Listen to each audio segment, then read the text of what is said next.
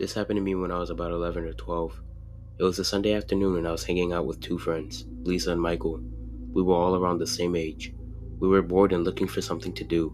It was a warm, sunny day, so we decided to have a walk over the golf course that joined onto our housing estate and look for some frogs in the little stream that ran through the golf course. The stream was quite far back from the golf course, in a quiet area where you didn't encounter many people playing golf. We were just enjoying ourselves and looking for frogs when we became aware of a guy in the distance dressed in all black, walking in our direction. The golf course has public access and has a few different entry points, so it wasn't uncommon for people to use the golf course for walks or as a cut through to get somewhere.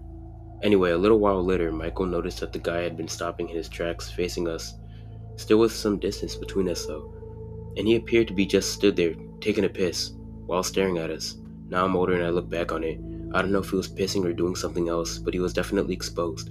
Obviously, this creeped us the fuck out, so we had to go. We started walking back in the direction of the exit.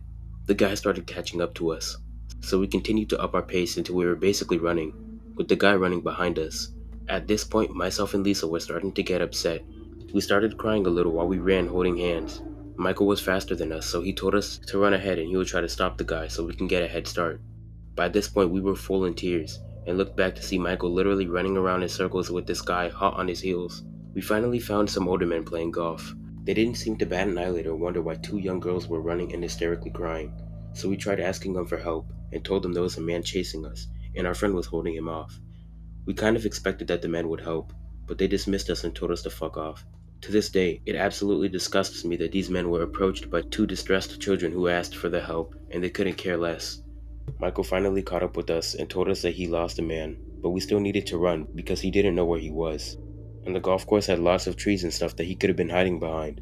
We finally made it to the exit, and just as we were going through the gate back onto the housing estate, we seen the guy walking up to the center of the golf course.